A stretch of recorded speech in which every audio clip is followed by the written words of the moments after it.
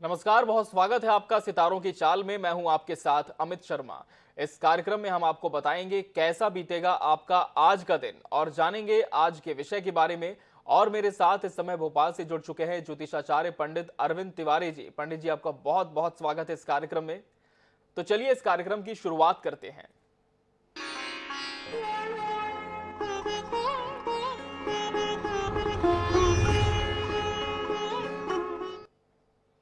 और सबसे पहले जान लेते हैं कि आज का पंचांग क्या कहता है। पंडित जी, क्या है आज का पंचांग और ग्रह गोचर? जी नमस्कार। INS 24/7 के सभी दर्शक जो भी हमको विभिन्न प्लेटफॉर्म पे देख पा रहे हैं उन सभी को मेरा बहुत बहुत नमस्कार। और बिल्कुल हम आज शुरुआत करते हैं आज के पंचांग को लेकर। तो आज 19 जुलाई का दिन है, दिन मंगलवार है। श्रावण मास वर्तमान में चल रहा है, कृष्ण पक्ष की सप्तमी तिथि है। विक्रम संवत 2079 वर्तमान में चल रहा है, शक संवत 1944 है। आज का जो राहु काल रहेगा वो कुछ इस प्रकार से रहेगा, दोपहर में 3 बजे से 4:30 बजे के बीच में रहेगा। और आज के जो ग्रह गोचर हैं वो भी कुछ इस प्रकार से बनते हैं। सूर्य इस समय कर्क राशि में गोचर कर रहा है, चंद्रमा आज मीन राशि में ही है। मंगल ग्रह इस समय मेष राशि में गोचररत है। बुध इस समय सूर्य के साथ बैठा हुआ है, बुधादित्य योग बनाता है, कर्क राशि में बैठा हुआ है। वहीं जैसा मैंने आपको बताया कि मंगल मेष राशि में है। गुरु ग्रह इस समय मीन राशि में बैठे हुए हैं, शुक्र इस समय मिथुन राशि में है। वहीं शनि इस समय अपनी स्वयं की राशि में वक्री गति से भ्रमण कर रहे हैं। राहु इस समय मेष राशि में है और केतु इस समय तुला राशि में है। तो ये था आज का ग्रह गोचर और आज का पंचांग। जी। और हम दर्शकों को बता दें कि हमारी फोन लाइंस खुल चुकी हैं। किसी भी समस्या का ज्योतिषीय समाधान इस कार्यक्रम के दौरान आप चाहते हैं तो स्क्रीन पर लगातार हमारे नंबर्स फ्लैश होते रहेंगे जिन पर आप फोन कर सकते हैं और पंडित जी से लाइव जुड़कर अपना प्रश्न आप पूछ सकते हैं। बढ़ते हैं आज के विषय की ओर। आज हम चर्चा करने जा रहे हैं बुध के कर्क राशि में प्रवेश की। पंडित जी, बुध एक बहुत ही अहम ग्रह माना जाता है और कर्क राशि में इसका प्रवेश हो रहा है। आपसे हम जानने की कोशिश करेंगे कि यह प्रवेश कब से कब तक रहेगा और देश दुनिया और विभिन्न राशियों पर इसका क्या प्रभाव देखने को मिलेगा। जी। बिल्कुल, अब मैं आपको बताऊं, देखिए बुध ग्रह जैसे अमूमन हम सभी जानते हैं कि 21 से 24 दिनों तक वो एक राशि में भ्रमण करता है। अच्छा, सूर्य के सबसे ज्यादा नजदीक ग्रह नजदीक ग्रह है बुध। और आप देखिए कि अमूमन सूर्य के साथ ही होता है या सूर्य से एक राशि पहले होता है या सूर्य के साथ वो भ्रमण करता है। तो जब भी सूर्य के साथ होता है तो बुधादित्य योग बनता है। और आप देखिए इस बार बड़ा कमाल रहा कि 16 जुलाई को दोनों ग्रह एक साथ ही कर्क राशि में उनका प्रवेश हुआ। 17 जुलाई को कर्क संक्रांति थी, जैसे मैंने कल भी आपको बताया। संक्रांति का तात्पर्य अमूमन ये होता है कि जब भी सूर्य एक राशि से दूसरी राशि में प्रवेश करता है, उस राशि भ्रमण यानी जिस तारीख को वो राशि में दूसरी में प्रवेश करता है उसको हम संक्रांति कहते हैं। हमारे यहाँ 12 संक्रांति होती हैं। अमूमन हमारे सभी दर्शक केवल मकर संक्रांति के बारे में जानते हैं, जब सूर्य धनु राशि से मकर राशि में प्रवेश करता है, क्योंकि वो एक महीना मल मास में रहता है। तो मल मास में होने के चलते उसकी जो किरणें हैं वो प्रत्येक मनुष्य जो इस धरती पर निवास कर रहा है उसके ऊपर पड़ती हैं। तो मलिनता आती है। नकारात्मक प्रभाव को दूर करने के लिए शुद्ध और पवित्र सरोवरों में हम लोग स्नान करते हैं। लेकिन चूंकि आज हम बात कर रहे हैं बुध ग्रह की, तो ठीक उसी प्रकार कर्क संक्रांति थी, सूर्य कर्क राशि में प्रवेश किया और उसकी के साथ साथ बुध ग्रह भी सूर्य के साथ प्रवेश किया। अब आप देखिए कि इसका प्रतिफल क्या हो रहा है। सूर्य बुध चूंकि कर्क राशि है, जल की राशि है, और स्वयं भी जब इस राशि में होता है तो वर्षा को कई गुना बढ़ा देता है। अ, आप देखिए कि सूर्य इस समय पुनर्वसु नक्षत्र में है और बुध भी पुनर्वसु नक्षत्र में, जो कि गुरु का नक्षत्र माना जाता है। आप देखिए कि बुध का प्रवेश कर्क राशि में भारतवर्ष के लिए कुछ श्रेष्ठ चीजें लेकर आने वाला है। उदाहरण के तौर पर हम बात करें, जैसा मैं अपने सभी दर्शकों को नियमित तौर पर बताता हूं, कि भारत की जो राशि है वो कर्क राशि है और वृषभ लग्न और कर्क राशि का देश है। देखिए भारतवर्ष की कुंडली में 2 भावों का ओनर है, यानी 2 प्रमुख भावों का स्वामी ग्रह है बुध। जिसमें से पहला घर द्वितीय भाव है, द्वितीय भाव जिसको हम धन भाव भी कहते हैं। दूसरा घर है पंचम भाव, यानी भारतीय राजनीति का भाव। आप देखेंगे कि जब भी बुध का प्रवेश अमूमन कर्क राशि में होता है या सूर्य का प्रवेश कर्क राशि में होता है, क्योंकि भारत की राशि है, तो आप देखिए कि भारतवर्ष में कुछ ना कुछ बड़ा अवश्य होता है। अब बड़े के रूप में तात्पर्य में आप लें तो चूंकि बुध एक शुभ ग्रह माना जाता है, ग्रहों का युवराज माना जाता है और बुध का कर्क राशि में प्रवेश अपने आप में बहुत शुभ फलकारी है। उसका बड़ा शुभ प्रभाव पड़ेगा। परंतु क्या हो रहा है कि सूर्य के साथ कंजक्शन में चल रहा है और इस समय एक चीज और जो सबसे ज्यादा बनी हुई है, राहु और मंगल का गोचर चूंकि मेष राशि में चल रहा है, अंगारक योग बन रहा है। अच्छा आप देखेंगे हिंदुस्तान में कुछ ऐसी जगह हैं जहां अभी भी बारिश नहीं हुई है। आप उत्तर प्रदेश के ही कुछ इलाकों में चले जाइए, मध्य प्रदेश के ही कुछ इलाकों में चले जाइए जहां बिल्कुल बारिश नहीं है, छत्तीसगढ़ के कुछ इलाकों में चले जाइए जहां बिल्कुल बारिश नहीं है। लेकिन कुछ इलाके ऐसे हैं जहां पर नदियां उफान पर हैं, प्रलय आई हुई है। प्रलय का तात्पर्य यह है कि आप देखिए कि वर्षा कुछ इतनी ज्यादा हो रही कि घरों में पानी घुस रहा है। बुध का एक कारण यही भी है। या तो बहुत ज्यादा वर्षा होगी कहीं पर या बहुत कम बारिश होगी। तो बुध हिंदुस्तान में वर्षा करा रहा है। दूसरा राजनीति को आप देखिए, जी इस समय देश। जी। जी पंडित जी, बिल्कुल हम राजनीति पर भी चर्चा करेंगे, इसके क्या प्रभाव होंगे। इस वक्त एक दर्शक हमारे साथ जुड़ चुके हैं झारखंड से, अमृत। अमृत जी, बहुत स्वागत है आपका इस कार्यक्रम में। आज जन्म की पूरी तिथि, समय और स्थान बताएं, फिर आपका प्रश्न पूछें। जी, आप हमें सुन पा रहे हैं अमृत जी? चलिए, इनसे हम फिर से संपर्क करने की कोशिश करेंगे। हम दर्शकों को बता दें कि हमारी फोन लाइन्स खुल चुकी हैं। किसी भी समस्या का समाधान आप चाहते हैं इस कार्यक्रम के जरिए, तो स्क्रीन पर लगातार हमारे नंबर्स फ्लैश हो रहे हैं जिन पर आप फोन कर सकते हैं और हमसे जुड़कर पंडित जी से अपना प्रश्न आप पूछ सकते हैं। वहीं पंडित जी से निजी परामर्श के लिए भी आप संपर्क कर सकते हैं, उनके नंबर हम लगातार स्क्रीन पर दिखा रहे हैं। पंडित जी, हम फिर से लौटते हैं अपने विषय की ओर। आज हम बात कर रहे हैं कि जिस तरह से बुध का कर्क राशि में प्रवेश होने जा रहा है, इसका देश दुनिया पर क्या प्रभाव होगा। आप हमें इसके राजनीतिक पहलू के बारे में जानकारी दे रहे थे। जी, बिल्कुल, मैं आपको बता रहा था कि भारतवर्ष की जो कुंडली है उसमें पंचम भाव, चूँकि राजनीति का भाव है, बड़ा महत्वपूर्ण भाव माना जाता है।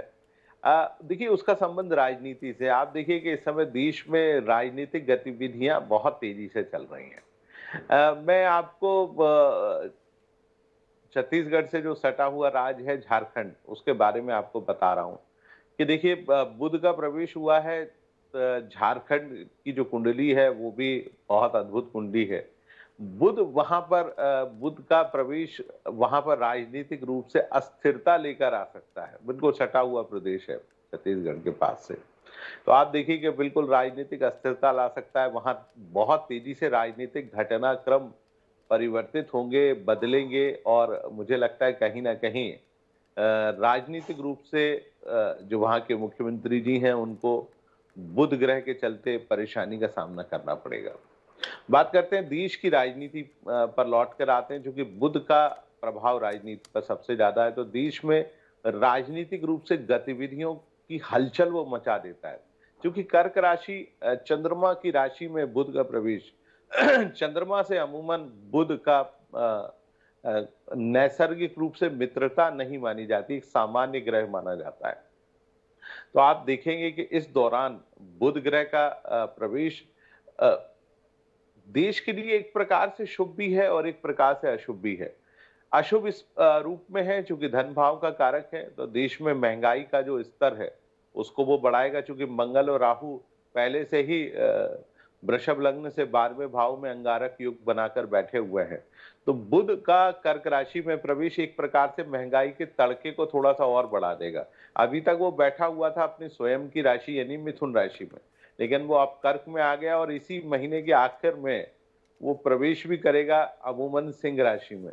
तो बहुत तेजी से आगे बढ़ेगा, बहुत ज्यादा दिन नहीं, मुश्किल से 16-17 दिन उसका गोचर रहेगा कर्क राशि में। लेकिन कर्क राशि में रहने के साथ साथ वो महंगाई को बढ़ाएगा। राजनीति की मैं बात कर रहा था कि कि राजनीतिक रूप से अस्थिरता भी वो कई जगह बढ़ाएगा। देश के जो कई राज्य जो कि बुध से प्रभावित हैं, वहाँ पर बहुत तेज़ी से राजनीतिक गतिविधियाँ बढ़ेंगी। अब जैसे छत्तीसगढ़ की बात कर लेते हैं, तो छत्तीसगढ़ धनु लग्न का प्रदेश है और सप्तम भाव की राशि यानी दशम भाव की जो राशि है और सप्तम भाव की जो राशि है वो भी बुध है। तो यहाँ पर भी राजनीतिक रूप से हलचल बहुत तेज़ी से बढ़ेगी। बात करते हैं देश और दुनिया पर इसका क्या प्रभाव जी, पड़ेगा? देखिए दुनिया जी। बिल्कुल पंडित जी, हम दुनिया पर भी इसके प्रभाव की बात करेंगे। इस वक्त एक दर्शक हमारे साथ जुड़ चुके हैं, बुलंदशहर से विजय हैं। विजय जी, बहुत स्वागत है आपका इस कार्यक्रम में। जन्म की पूरी तिथि, समय और स्थान बताएं पहले। जी विजय जी। पंडित जी नमस्ते। जी नमस्कार। नमस पंडित जी मेरी नमस्कार हाँ विजय भाई। हाँ जी पंडित जी, मेरी डेट ऑफ बर्थ तो है नहीं है, लेकिन मेरी उम्र इस वक्त जो है, उम्र बता दे रहा हूँ, उम्र मेरी 60 साल है और मैं प्राइवेट सर्विस में था। मैं थोड़ा सा करियर के बारे में जानना चाहता हूँ कि अब मेरा करियर जो है एक साल से सर्विस कहीं लग नहीं पा रही है, ये है ना। तो मैं थोड़ा सा जीवकोपार्जन के लिए कुछ करना चाहता हूँ। बिजनेस में मेरा मन जो है डमाडोल है कि भाई मैं घाटा ना हो जाए, करूँ ना करूँ। तो नौकरी के लिए, नौकरी आपने बताया भी था भी कि लग जाएगी, लेकिन 30-40 दिन हो गए लेकिन लग नहीं पा रही है कहीं भी। थोड़ा सा ये है। जी पंडित जी। चलिए विजय भाई हमारे नियमित दर्शक हैं और बहुत प्रेम से प्रश्न पूछते हैं और हम भी पूरा प्रयास करेंगे कि आपको अपने ज्ञान के अनुसार प्रश्न का उत्तर दें। देखिए विजय भाई, मैंने एक बार पुनः प्रश्न कुंडली बनाई है। 19 जुलाई आज का दिन है 2022 और इस समय 8:11 हो रहे हैं। तो इस समय की जो कुंडली बनती है वो सिंह लग्न की कुंडली है, सिंह लग्न मीन राशि की। देखिए फिर नौकरी की बात आती है कि कार्य क्षेत्र में हमको सफलता कितनी प्राप्त होगी। तो देखिए कार्य क्षेत्र के भाव का स्वामी ग्रह शुक्र जो कि दशम भाव, सिंह लग्न की कुंडली में दशम भाव में शुक्र की राशि यानी वृषभ होती है और उसका स्वामी ग्रह शुक्र एकादश भाव में बैठा होता है। तो मुझे लगता है कि नौकरी आपको अवश्य मिलना चाहिए, क्योंकि इस समय जो प्रश्न कुंडली के हिसाब से जो दशा आ रही है, हालांकि वो तंग जरूर कर रही है क्योंकि शनि का प्रत्यांतर दिख रहा है आज की जो दशा है। तो निसंदेह आपको नौकरी मिलने में थोड़ा सा कष्ट तो होगा, लेकिन मैंने आपको बार बार यही कहा कि आप नौकरी की ही तरफ ध्यान दें। व्यापार व्यवसाय आप ना करें, क्योंकि आप मूल रूप से व्यापार व्यवसाय नहीं कर पाते। लेकिन फिर भी मैंने आपको 2-3 सलाह दी थी। कंप्यूटर से जुड़ा हुआ छोटा व्यवसाय है, या आजकल इंटरनेट से जुड़े हुए व्यवसाय बहुत सारे बाजार में हैं जिनको आप कर सकते हैं। बहुत सारे लोगों को इंटरनेट सपोर्टिंग का काम चाहिए। दूर कहीं भी बैठे आप अपने घर से ही यदि किसी को अपॉइंट कर लें जो कि कंप्यूटर एक्सपर्ट हो, इस प्रकार के लोगों का आप काम करके दे दें। बहुत सारे न्यूज़ चैनल हैं या बहुत सारे लोग हैं जहाँ पर वीडियो एडिटिंग का काम होता है। तो आप घर बैठकर भी इस प्रकार के छोटे-छोटे कार्य आप कर सकते हैं, जिनमें बहुत ज़्यादा इन्वेस्टमेंट नहीं है। कंप्यूटर है, मुश्किल से 15, 20, 25 हज़ार रुपए का आता है। तो आप उससे भी कुछ काम विजय जी कर सकते हैं और स्वयं भी आप सीख सकते हैं, क्योंकि आप बहुत मेहनती व्यक्ति हैं। मैंने आपको पहले भी एक उपाय बताया था, एक बार पुनः दोहरा देता हूँ। आपको चूँकि आपकी कुंडली में जो भी परेशानी आ रही है, उसमें कहीं न कहीं शनि और राहु अवश्य आपको तंग कर रहे हैं। तो आप एक सिलोनी गोमेद रत्न, सिलोनी का मतलब होता है जो श्रीलंका से गोमेद आते हैं। हालाँकि आजकल आना बंद हो गए हैं, लेकिन जहाँ पर भी आपको प्राप्त हो, वहाँ से आप ज़रूर उस चीज़ को ले लीजिएगा और उसको लेने के बाद आप अपने सीधे हाथ की मध्यमा उँगली में चांदी में जड़वाकर शनिवार के दिन या बुधवार के दिन आप सीधे हाथ की मध्यमा उँगली में शाम को 7 से 7:30 के बीच में आप ज़रूर धारण कर लीजिएगा। मुझे लगता है सिलोनी गोमित से आपको ज़रूर लाभ मिलेगा। बिल्कुल, इन उपायों को आप कर सकते हैं विजय जी और निश्चित तौर पर आपको सफलता मिल सकती है। वहीं पंडित जी से निजी परामर्श भी दर्शक ले सकते हैं। उनके नंबर हम लगातार स्क्रीन पर फ्लैश कर रहे हैं। पंडित जी, एक और दर्शक हमारे साथ जुड़ चुके हैं, पंकज हैं जयपुर से। पंकज जी, बहुत स्वागत है आपका इस कार्यक्रम में। जन्म की पूरी तिथि, समय और स्थान बताएं पहले, फिर आपका प्रश्न पूछें। जी नमस्कार, चरण नमस्कार। स्पर्श गुरुजी। गुरुजी, मैं अपने भाई के बारे में पूछना चाहता हूँ। जी। उसका नाम पंकज है और उसकी जन्म तिथि है 29 जून 1990 और समय है दोपहर के 3:15 और जन्म स्थान है भरतपुर, राजस्थान। जी। तो गुरुजी, मैं ओवरऑल कैसी कुंडली है उनकी, ये जानना चाहता हूँ। चलिए पंकज जी की कुंडली के बारे में मैं बता देता हूँ। पंकज जी की जो कुंडली बनती है वो कन्या राशि की कुंडली है और उनका जन्म नक्षत्र है उत्तरा फाल्गुनी नक्षत्र है। कुंडली अमूमन ठीक है और कन्या राशि वाले जातकों का समय 2023 से तो बहुत शानदार हो रहा है। 2023 से आने वाले जो समय है खास तौर से 2.5 साल और उसके बाद का जो 2.5 साल का समय है वो बहुत बेहतर समय बनता है। मुझे लगता है उस दौरान में उनके बहुत सारे कामकाज होंगे। यदि उनका विवाह नहीं हुआ है तो मुझे लगता है विवाह अवश्य होगा और उनके जीवन में जो भी खुशियां हैं वो जरूर मिलेगी, लेकिन उनकी मूल कुंडली में बुध ग्रह कम्बस्ट यानी अस्त होकर पड़ा हुआ है। देखिए सूर्य, बुध और बृहस्पति तीनों एक साथ बैठे हैं, तो आप उनकी कुंडली में बुध ग्रह को मजबूत बनाने के जरूर उपाय करिए। आप चाहे पंकज जी को एक पन्ना रत्न पहना सकते हैं सीधे हाथ की सबसे छोटी उंगली में। 8 से 10 रत्ती का पन्ना रत्न हो, सीधे हाथ की सबसे छोटी उंगली में जरूर पहनाइए। सोना चांदी अष्ट धातु में जड़वा कर और बुधवार के दिन आप उनको धारण कराएं। मुझे लगता है पंकज जी को इससे अवश्य लाभ होगा। बिल्कुल, इन उपायों को आप कर सकते हो और निश्चित तौर पर आपके भाई को सफलता मिल सकती है। और दर्शक पंडित जी से निजी परामर्श भी ले सकते हैं, उनके नंबर हम लगातार स्क्रीन पर फ्लैश कर रहे हैं। पंडित जी, हम फिर से लौटते हैं अपने विषय की ओर। आज आप हमें जानकारी दे रहे हैं कि बुध का कर्क राशि में प्रवेश देश, दुनिया और विभिन्न राशियों पर क्या प्रभाव डालेगा। हम भारत देश की बात कर चुके हैं और हम आपसे जानना चाहेंगे कि इसके अलावा इसके और कौन से प्रतिकूल या अनुकूल प्रभाव देखने को मिलेंगे। देखिए इसका सबसे पहला प्रतिकूल उपाय, चूंकि हम बुध ग्रह को अमूमन मानते हैं कि जो तेल यानी ऑयल जो होता है उस पर भी बुध का बड़ा प्रभाव होता है। तो आप देखिए कि बुध के कर्क राशि में प्रवेश करने से एक बार पुनः दुनिया में कच्चे तेल यानी जिसको हम क्रूड ऑयल कहते हैं उसके भाव एक बार फिर तेजी से बढ़ गए। तो आप देखिए कि कहीं ना कहीं आने वाले दिनों में अर्थव्यवस्थाएं, जो दुनिया की अर्थव्यवस्थाएं जो कि कच्चे तेल पर आधारित हैं, क्योंकि अभी भी इलेक्ट्रिक और बहुत सारी चीजों की व्यवस्थाएं नहीं हुई हैं, तो उन देशों पर इसका प्रभाव जरूर पड़ेगा। हालांकि बुध अभी कर्क राशि में बहुत ज्यादा दिन नहीं रहेगा, लेकिन बुध अभी आने वाले दिनों में सिंह राशि में भी प्रवेश करेगा, तब भी ये परिस्थितियां बनेगी। लेकिन वो 20 अगस्त को जब कन्या राशि में पहुंचेगा उसके बाद उसके शुभ परिणाम अवश्य दुनिया को प्राप्त होंगे। लेकिन अभी जो ग्रह स्थितियां हैं उसके चलते बहुत बेहतर परिस्थितियां नहीं बनती हैं। बिल्कुल पंडित जी, अब हम कार्यक्रम के अंतिम चरण में हम बढ़ लेते हैं दैनिक राशिफल की ओर। शुरुआत करेंगे मेष राशि के साथ। बिल्कुल मेष राशि वाले जातकों की कुंडली आज क्या कहती है, तो शुरुआत मेष राशि से। तो मेष राशि वाले जातकों का समय आज ठीक है। राशि स्वामी आपको सहयोग करेगा, मन प्रसन्न रहेगा।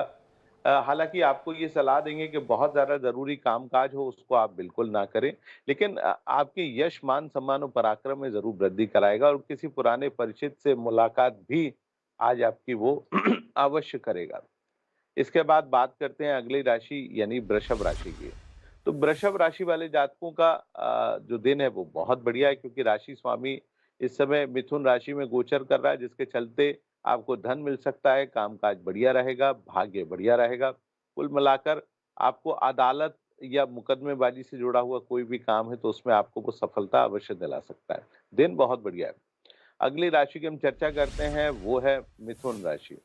मिथुन राशि वाले जातकों का समय आज काफी अनुकूल है, चूंकि चंद्रमा का गोचर ठीक है, आपका राशि स्वामी ठीक है, तो जिसके चलते माता को लेकर यदि कोई परेशानी थी, संतान को लेकर कोई परेशानी थी, वो दूर होगी।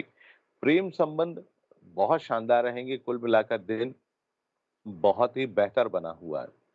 अगली राशि की हम चर्चा करते हैं, वो है कर्क राशि। कर्क राशि वाले जातकों का समय आज से ठीक हो गया है और कुल मिलाकर यदि हम बात करें तो राशि स्वामी आपका सहयोग कर रहा है। कार्य क्षेत्र में आप यदि नई योजना बनाकर काम करें तो मुझे लगता है बहुत ही श्रेष्ठ साबित होगा। कुल मिलाकर कर्क राशि वाले जातकों का दिन आज काफी बेहतर है। आप अच्छे दिन का भरपूर तरीके से लाभ उठा लीजिए। अगली राशि की हम चर्चा करते हैं, वो है सिंह राशि। सिंह राशि वाले जातकों का समय आज ठीक नहीं है। अष्टम भाव में बनी अशुभ ग्रह स्थिति आपको लगातार तंग करती रहेगी। मन आपका अप्रसन्न बना रहेगा। कामकाज की स्थिति बहुत बेहतर नहीं रहेगी। अपने स्वास्थ्य का भरपूर तरीके से ध्यान रखें। अगली राशि की हम चर्चा करते हैं, वो है कन्या राशि। तो कन्या राशि वाले जातकों का दिन आज काफी अनुकूल है। राशि स्वामी का सहयोग जारी है। शिक्षा के क्षेत्र में आपको सफलता दिला सकता है, मन आपका प्रसन्न रहेगा। वैवाहिक संबंधों के लिए भी दिन आज काफी खास बना हुआ है। अगली राशि की हम चर्चा करते हैं, वो है तुला राशि। तुला राशि वाले जातकों का दिन आज बहुत शानदार है। देखिए, दशम भाव में सूर्य और बुध का सहयोग न केवल आपके कामकाज को मजबूत करेगा, अपितु आपकी परिस्थिति को भी काफी बेहतर अवश्य बनाएगा। यदि आप प्रॉपर्टी से जुड़ा हुआ कोई कार्य कर रहे हैं तो उसमें आपको जरूर सफलता मिलेगी। अगली राशि की हम चर्चा करते हैं, वो है वृश्चिक राशि। तो वृश्चिक राशि वाले जातकों का दिन आज काफी बेहतर है, क्योंकि शनि इस समय पराक्रम भाव में गोचर कर रहा है। हालांकि वो वक्री है, लेकिन आपके लिए बेहद शुभ है। मन प्रसन्न रहेगा, कामकाज की स्थिति काफी बढ़िया रहेगी। कुल मिलाकर दिन आपके लिए बहुत बेहतर बना हुआ है। अगली राशि की हम चर्चा करते हैं, वो है धनु राशि। धनु राशि वाले जातकों का समय ठीक नहीं है।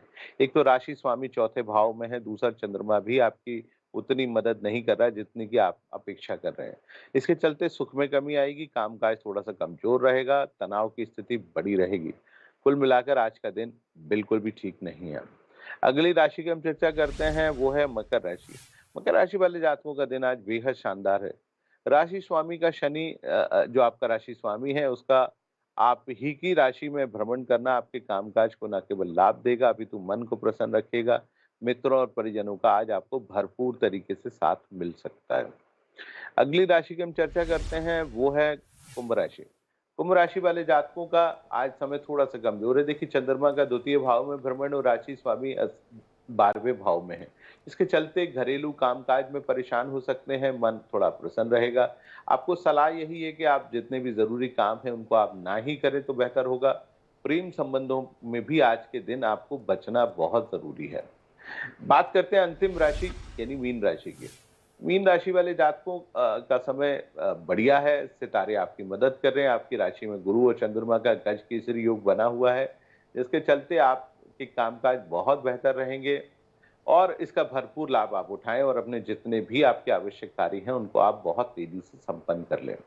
तो कुल मिलाकर मीन राशि वाले जातकों का समय बहुत ही बेहतर बना हुआ है। जी, तो ये था आज का दैनिक राशिफल। पंडित जी, बहुत बहुत धन्यवाद आपका हमसे इस कार्यक्रम में जुड़ने के लिए और इस विषय पर दर्शकों को अहम जानकारी देने के लिए आपका बहुत बहुत धन्यवाद।